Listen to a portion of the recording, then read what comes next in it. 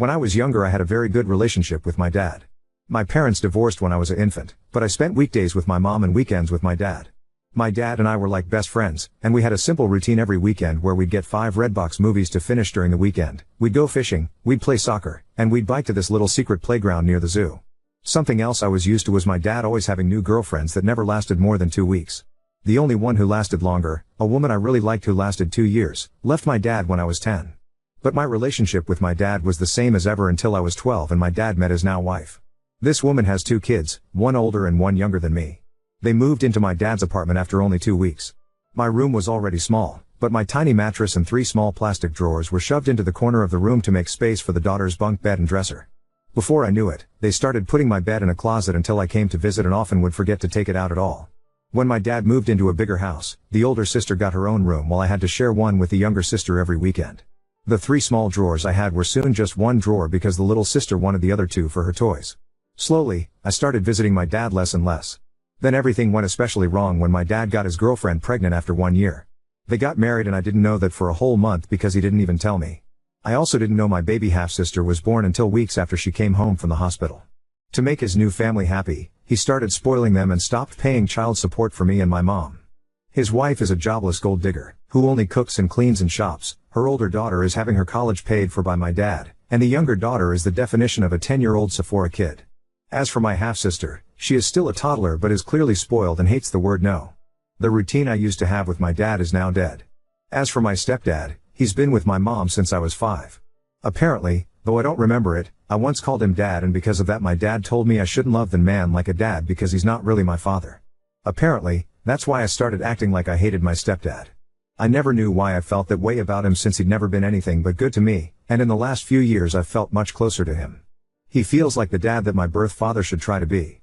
Over time, my dad has started to treat me differently. He rants to me about his political beliefs and conspiracy theories about aliens and stuff. He also brags about his new business and his new family, and if I ever try to share anything with him he gets annoyed and shuts me up before continuing with his stories.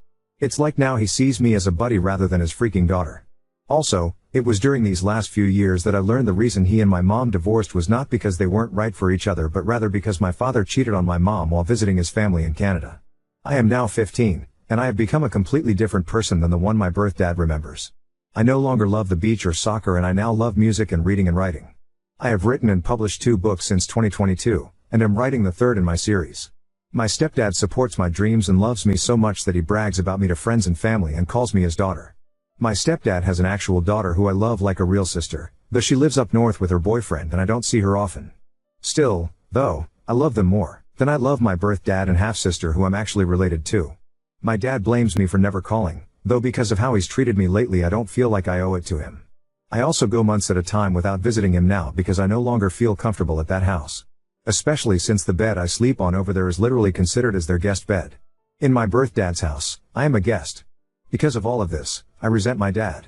I haven't told anyone about this so no one is calling me a jerk, but I'm wondering if I am because my dad is in love with his new family and I'm wondering if it's a bad thing I'm not happy for him. Am I the jerk? Update 1. Hello. So, I made a post a few months ago talking about how my dad has basically stopped treating me like his daughter now that he has a new family. Not much has happened since, but here's an update anyway. So, since I made the initial post, I've only visited my dad's house once and, safe to say, I truly am nothing more than an uncomfortable guest in that house.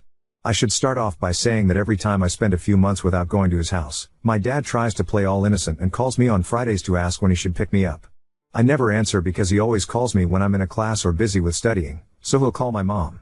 But because he never asks me in advance, I tend to have plans on weekends with my cousins, friends, or just to work on writing since I am still working on my 3rd book and it takes a lot of focus that I can't get in his house. Actually, I'm now just gonna call him Eric. He's honestly not been as much of a dad figure to me as my stepdad has. Anyway, it was my mom who had decided I would go over to his house. Despite the fact that Eric hasn't paid child support in over 2 years now and I hate going to his house, my mom says I should just visit from time to keep him from getting the court involved. She confuses me, sometimes saying that he's a deadbeat man, but also sometimes saying that he's my loving dad who deserves my respect. However, under the circumstances, I'm fairly certain that nothing would be any different since I never visit him and he doesn't pay child support anyway. In fact, once on Christmas, he bought a bunch of new gifts for his family and wrapped them up and everything. But weeks before Christmas when I was visiting, he drove to Walmart so his wife could do groceries and he handed me $200 and said, "Merry Christmas." Buy yourself something and the rest can be child support or whatever. I bought 2 books, but the rest of the money that was supposedly child support was nothing near to the amount he owed. I have told my mom I would be happier if he lost custody of me and my stepdad adopted me, but she thinks that's too extreme and says, he's still your dad. He deserves your respect and love. Now, about the weekend I visited him, from the minute Eric picked me up, all he talked about was his new family. He talked about the older sister and her boyfriend, the younger sister and the shopping she does, and my half-sister who can now talk a little bit. I stayed silent the whole ride until he asked me a question about my school, and when I answered his question he got frustrated and went into a conspiracy theory rant. I tuned him out for the rest of the drive after that. The rest of the weekend wasn't any better. The older sister did what she always does when I visit and locked herself in her room, only coming out when I left the house or when I was in the bathroom so she wouldn't have to talk to me. And the younger sister had a friend of hers over and her friend had her stuff tossed on my bed and was sitting on it because it's the bed she sleeps in when she has sleepovers. Eric's wife did a poor job of hiding how bothered she was by me visiting. More than once, she has been completely shocked I was visiting because Eric didn't tell her so she couldn't disagree. And also, most of the weekend consisted of Eric taking me and my half-sister to a playground so she could run around with her friends, and I sat on a bench to read but I didn't have much time to myself since Eric kept leaving and told me to keep an eye on my half-sister who is a wild and fussy kid. I am not a babysitter, and while I am good with kids, that does not mean I enjoy putting my own time aside to look after them when they're not my responsibility. I had to spend 2 days in either pure chaos or discomfort, and I had a talk with my mom about me not wanting to go over there anymore. She said that's fine and she won't force me to go anymore, but since she said that before, I don't believe her. I don't have anyone to really talk to about this, and this whole situation is stressing me out because I don't remember my dad ever being as happy as he is now, and I still sometimes feel like I should be happy for him. I don't know what to do, and any advice on anything I could do would be helpful. Everyone who's commented on my last post so far has said I'm not the jerk and that Eric isn't acting the way a dad should, but he still reaches out from time to time and says I'm his baby girl who he loves. Honestly, I almost cry whenever he says that because it reminds me of how we used to be. Am I overthinking all of this or overreacting? What should I do? Am I the jerk here because I'm not happy for my dad? You should tell your mom the more she forces you to go to your dad's the more it's going to ruin your relationship with her as she's not listening to what you want and how you feel. You should also tell her you no longer trust what she says as she has told you before that she will no longer force you into going but she does it anyway. If you can't talk to your mom, have a one-on-one chat with your stepdad and see if he can help when it comes to your mom. Update 2. Hello, everyone. It's only been a couple of days since my last post. Since then, I have taken the advice most of you have given me and I talked to my mom about how I don't want to keep being forced by her to visit Eric, my sperm donor, as most of you referred to him as. Long story short, I'm not 100% sure she won't continue to send me over to Eric's house, but she did wind up sending him long texts, chewing him out for not treating me right and telling him to step up and pay his child support. He didn't answer her though, so I followed some other advice and wrote him a long text myself that detailed how I felt about his treatment of me the last few years. The thing is, as soon as I sent that text, he called me to yell at me and called me spoiled and overdramatic. He said it's my fault we don't have a relationship since I never visit or talk to him anymore, and because I mentioned the unpaid child support, he said that I was only reaching out to him for money. I nearly cried during that phone call and wound up just hanging up on him.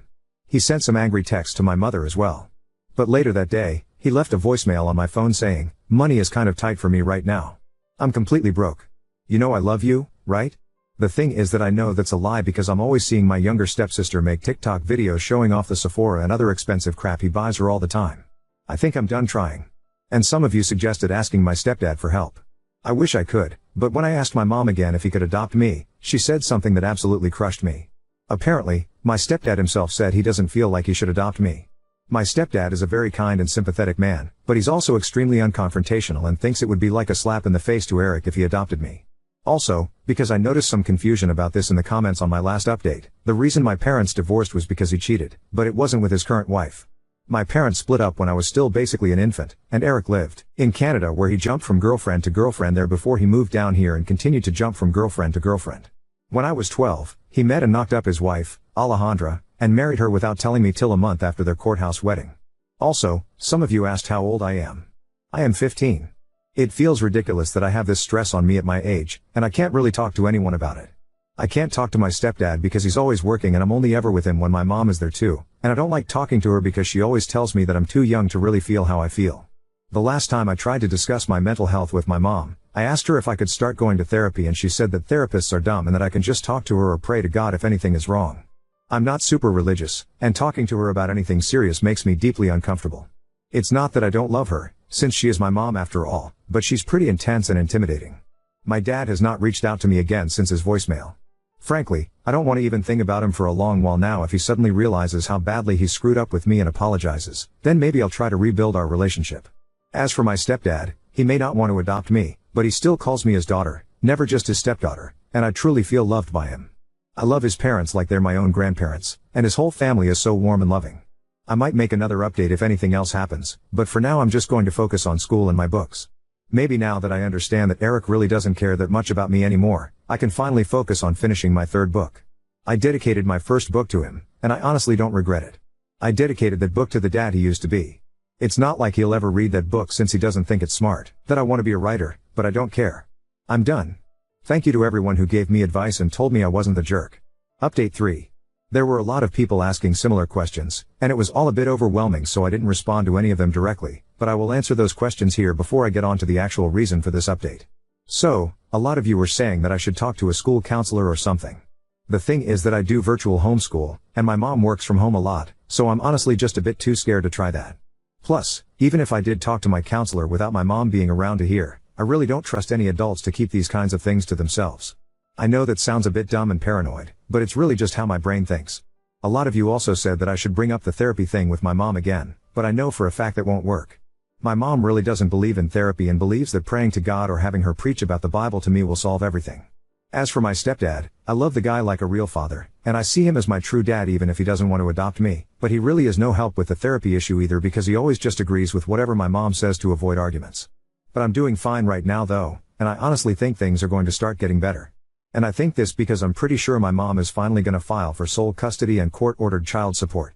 One thing I guess I should have made clear is that my parents sorted out their custody and child support agreement amongst themselves when they divorced. The agreement is that I spend weekends with my dad, and he pays my mom $100 per week. I'm pretty sure my dad only stuck to that agreement to keep himself looking good until he could finish his US legalization process, since he used to be an immigrant from Canada. Once he was legalized, he stopped paying child support and began spoiling his new fam. Anyway, I went to my dad's house last weekend. This time, my mom didn't force me, and I actually decided I wanted to go because I wanted to give my dad one last chance. He picked me up from my mom's house, and we didn't get down the street before we were fighting.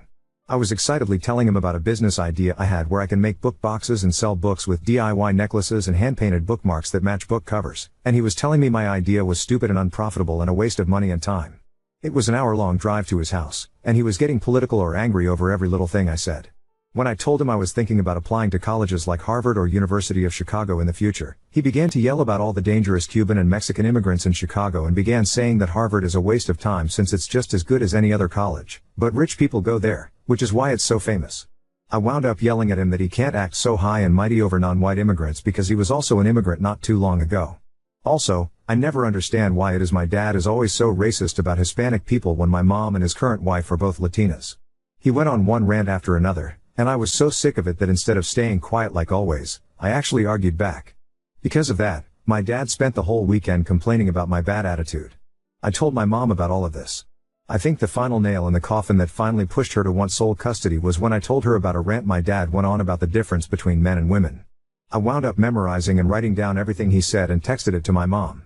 I asked her not to talk to him about it, but she was pissed at him.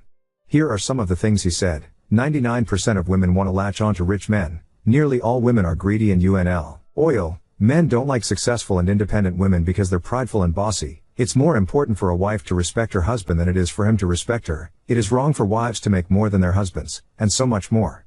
And then he smiled and said, "But you're the exception, pretty girl." There was so much more that happened just last weekend, like him saying some of my guy friends don't count as real men since some of them are gay, and trying to tell me my summer volunteering opportunity in DR is a bad idea since the people there are different, even though my mom's side of the family comes from there. I won't list every annoying thing he did, and I'm finally done. This was his last chance, and he blew it. I just want to say I'm pretty sure my mom is not sending me over anymore. She spent all morning looking for my birth certificate because she's wondering if she needs it for court. She wants to get me full-time, and if my dad paid child support. At the moment, he owes a lot of child support, and having him contribute financially would help me so much with preparing for college. Also, I did not mention the names of my books in the other posts. I didn't share them because I didn't want a bunch of internet strangers seeing my social media tags at the back of the book, but I will share the titles with anyone who DMs me. I will probably make another update if anything else happens. Hopefully, my next update will be after we've gone to court. You are not the jerk. Divorces and parenting are complicated. Your bio dad sounds like a real jerk. He is utterly and completely failing you. I understand why your mom and your stepdad are trying to help you have a relationship with your bio dad. It's one of the things parents are encouraged to do in divorces, because most of the time it's better for the kids. And if your parents had a court order that gave your bio dad visitation on the weekends, then she could be in trouble if you didn't go to your dad's. For your stepdad, he can't adopt you unless your bio dad's parental rights are terminated by a court. And if bio dad fights it, it would be a mess. SD's reluctance to pursue the kind of court battle while you are still legally a minor actually makes sense and, I would strongly bet, has nothing to do with his feelings for you. He shows his love for you and your place in his heart every day. You don't need him to adopt you for him to be your father. He already is. Please don't let his concerns about the legal mess trying to adopt you would be make you think he loves you any less. I'm glad your mom is going to go for both full custody and child support. Your bio asshole needs to be held accountable. I'm so sorry for you that you lost your bio dad. He may still be alive, but the father he was is dead. But you did nothing to cause it. He's just putting all his energy into the woman who, I'll say, meets his physical needs and leave it at that. It's an unfortunately common problem. Now on to second story. Coworker insists on blocking the doorway, so I confront him and report the issue to HR, even considering putting up warning flyers in the building. There's this guy, 50s, who works at a different company in the same business building as my company who blocks the doorway by leaning against one side and extending his arm out across it, if a woman happens to be arriving at a doorway at the same time as him. Never says anything. Just does this eye contact smile thing for maybe 3 seconds and then allows us to go through. Today it was finally my turn. I got to the main building door right after him, so instead of holding it open so it didn't close in my face like most people do, he just holds it open and stands there with a smug smile. It makes me nervous. I go, can please enter the building? I need to clock in, and he does this whole wow, geez, fine, sorry before stepping aside, still holding the door open for me, so I said stop doing, gee that, we all hated and just went in. As soon as I turned the corner from the lobby I half ran to the stairwell so I wouldn't have to share the elevator with him. I don't even know what firm he works for. According to my closest coworker, HR won't do anything because he's not an employee. Lil update. A male colleague helped us figure out which company he works for by following him up the elevator coming back from lunch. It's a law office on a higher floor. Another coworker took one of your suggestions and wrote an email to the building's management office. I went to my department manager and carefully asked if this sort of thing were to happen, would I report it to our own HR? And he said it should at least be on record, even if it's hard to prove, which made me give him the fry eyes, IYKYK, but I went back and typed up an email and sent it, CC'd him and BCC'd other women that I have specifically seen or heard them deal with him. If he thought I was being hypothetical, now he knows I wasn't. The colleague who followed him to the law office joked that we should hand draw flyers of him to warn people and put them in the elevators. Oop, this is a good idea. I don't know why this didn't occur to anyone. Maybe because it's not certain sure we have the right to do that? It's a law firm and I work in a call center. Should we do an email first? Or maybe a few of us just storm their office. Lol update 1. Yesterday was a long day for me. I came in early to 1, make up for lost time spent focusing on this BS, and 2, to avoid the noid. Although someone ran into him in the afternoon and went straight to our manager and said he's still doing it, so as far as yesterday, not much has changed. It's only been a day. Who does he look like? I got this question more than once, so I asked around what celebrity did we think he most resembles, and we all agreed he looks like the jump to conclusions guy from the movie Office Space. It's fucking true. Except he's a lot taller, over 6 feet, at least. Thank you so much for all your support and suggestions. I've never been advised about pepper spray so much. I do carry it, but the one time I had to use it got in my eyes too, so it's become more of a last resort tool. I told everyone in the bullpen about whipping out our phones and taking a pic or video, including people who happen to notice from a distance. In the moment I think a lot of us kind of freeze up, I did, so having a plan of action ahead of time really helps. I took one person's suggestion about wearing huge headphones. The theory is that because people who wear those are in their own little world, it's acceptable to show no concern, which makes attention seekers feel less significant. So I wore mine today and got here at my normal time, but no one was hanging around the main entrance. Not sure if that's because the email or not. It's probably too early to hear of any official steps taken. But I did feel kind of young and cool on the light rail. Way more comfy than my AirPods. One person DM'd me the song De Todo Un Poco from Dirty Dancing and said next time someone should cue it up on their phone, blast it and start a limbo line, all genders welcome. Several folks asked about what I wrote in the email, so here's a copy paste of it, with identifying details omitted or changed. I'll post another update when more happens, hopefully today. I keep rereading the email and my stomach has been flipping over and over like I'm a kid about to get in huge trouble. Blarg, I am writing on behalf of myself and several employees at call center company, located on the 3rd floor of our shared building, to inform you about some workplace harassment we have been experiencing. For several weeks now, an employee at your firm has been intentionally intimidating women by interrupting their path of travel to and from our offices by blocking the doorway with his body in order to force an interaction. He will not move aside until some kind of verbal exchange has happened. He only does this with women, as far as we've observed and documented, which makes us inclined to call this sexual harassment. This behavior is of course unacceptable. This individual creates a very uncomfortable work environment, despite being in different organizations on different floors. He will often be the first interaction of the day, as he seems to linger around the main building lobby and entrance in the mornings. He will also do this with the elevator doors by stalling them from closing or blocking access to the button panel. This has been setting a tone that interferes with having a secure working experience. Many of us have made multiple attempts to address the issue with this person directly, including myself, who told him firmly that we do not like it when he does this. We are requesting that your firm take immediate action to investigate and address this issue. This has already been discussed with our department manager and HR department, and they're looking forward to hearing from yours. I have CC'd them on this email, as well as the blah blah plaza building manager. It is fair to assume that with 6 different organizations sharing the same building, our employees are not the only ones experiencing this. Please inform us when call center company can expect to see the results of your investigation and what measures will be taken to ensure that this type of behavior does not happen again in the future. We hope that this issue can be resolved quickly, and that appropriate actions will be taken to ensure that all employees working in blah blah plaza feel safe and respected as we all make our way to and from our offices.